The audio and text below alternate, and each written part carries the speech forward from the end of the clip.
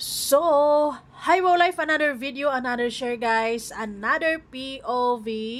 So, ngayon magbibigay tayo ng point of view sa isa sa comment.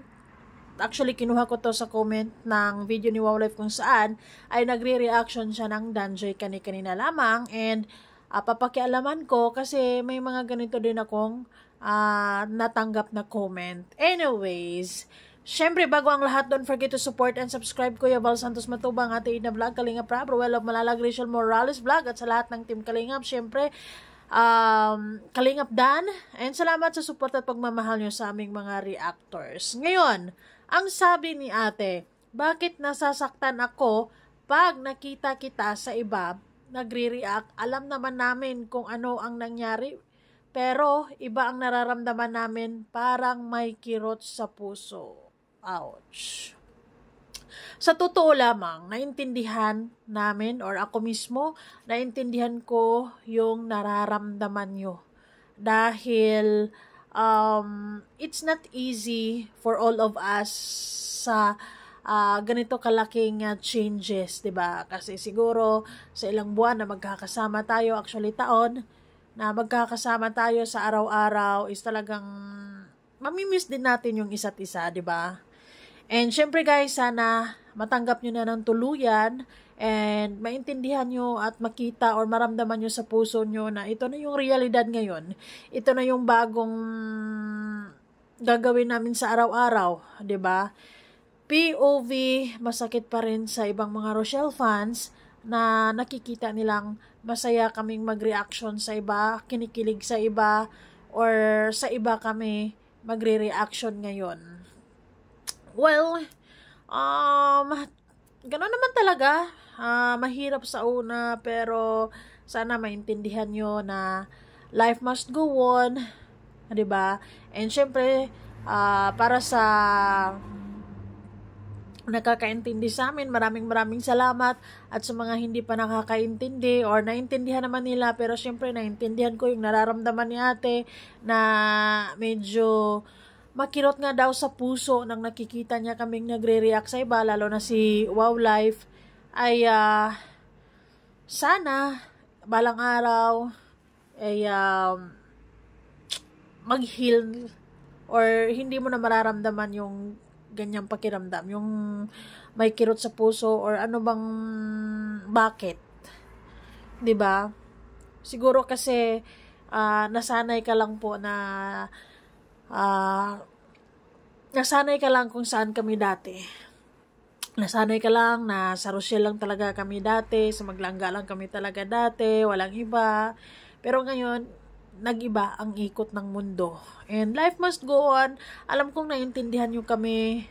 Alam kong sa ibang mga fans ay hindi pa tuluyan or hindi pa 100% na matanggap ang mga nakikita nila sa ngayon. Pero wala. Ito na talaga yon. And sana kayo, wag kayong magbago sa Maglangga. Tuloy yung suporta nyo. Wag nyong pababayaan.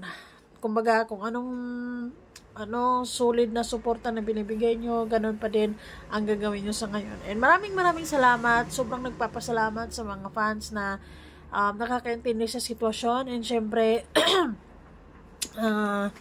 hindi unsubscribe, and sobrang sila, kumbaga naintindihan nila yung sitwasyon and open-minded and tanggap nila yung nangyayari ngayon. So maraming salamat sa inyong lahat. And kay ate naman, naintindihan po kita kung bakit nararamdaman mo yan. Kunting lang yan, jelly. And sana pagising mo sa isang umaga, kapag nakita mo kaming nag-react sa iba, wala ka nang mararamdaman na ganyan, bagkos is happy ka na, natutuwa ka na makita mo kaming tuloy ang buhay, 'di ba? Na kahit na magkaiba na tayo ng ngayon, magkaiba na tayo ng priority sa araw-araw, is makuha nyo pa kaming suportahan, makuha nyo pa rin kaming panoorin, and sana hindi lang maging bitter, ganun, support lang, ganyan. Kasi talagang it's really hard for us to. Pero syempre, gano'n naman talaga ang buhay.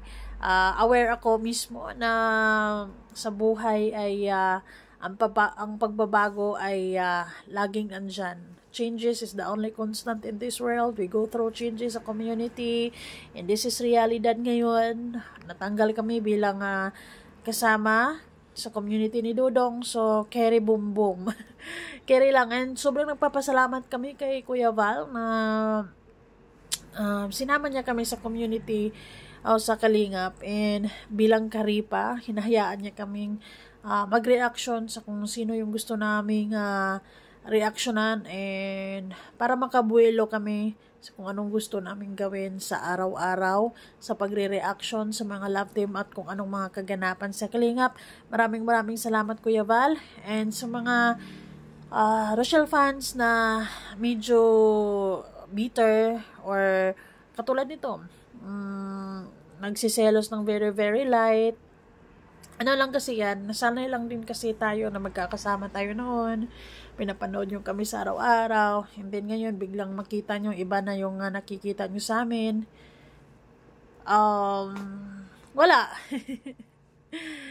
Kayo, alam ko naman na tuloy-tuloy pa din naman yung kasiyahan nyo kasi wala namang nagbabago sa dalawa. Diba kami, it's a really big, kailangan, ang laki ng kailangan naming gawing, ang laki ng adjustments, actually, sa totoo lang. Ngayon, nagpapasalamat lang talaga ako sa community ng Danjoy and sa Kalingap fans na talagang tinanggap din nila kami ng buong puso. And syempre, sa bawat reaction namin, ibibigay namin yung puso namin. Sa bawat reaction namin, ibibigay namin yung 100% na kaya namin. Diba? And ayun lang, sana makuha nyo pa rin kaming mahalin, suportahan, and sana walang ansab-ansab. Gawin nyo na lang yan, pang Christmas gift, 'di ba? Kasi sa totoo lang, every time na mag-reaction kami is meron talagang nababawas imbis na madagdagdagan. Pero ganoon naman 'yan, may madagdag, may mababawas, may madadagdag, may mababawas, may madadagdag. Ay, ganyan talaga ang buhay. Basta kami, para sa akin, is tuloy lang. And sobrang maraming salamat sa mga bagong subscribers namin, sa mga nanatiling mag-subscribe sa amin, sa mga nakaintindi sa sitwasyon. Maraming salamat. And Ate Signorina Zafra Hernandez, huwag na po kayong masaktan. Panoorin nyo na lang kami. Oo. Manood na lang kayo. This is it diba? Maging na lang. Supportive, and buksan nyo yung puso nyo para sa amin. Kahit na hindi na sa maglangga ang reaction namin. Maraming salamat dahil yung iba nakikita ko pa din na dumadalaw, nagko-comment. Salamat. And syempre sa mga bagong fans, maraming salamat sa inyo dahil inakap nyo din kami. Kumbaga, wini-welcome. And natutuwa sila na may mga bagong reactors. And sobrang natutuwa sila dahil may mga ganitong reactors na dumating sa community na good vibes lang. Nagpapasaya lang. And syempre, sobrang din. Sa amin ngayon, ito yung transition process. Ito yung tinatawag nila, 'di ba? Kumbaga, magsimula kami sa una, parang ganoon. And it's okay. Ay nako, guys. Kaya pinapanalangin ko talaga na magiging madali lang or maging mabait yung mga fans sa amin. Salamat po. Bye.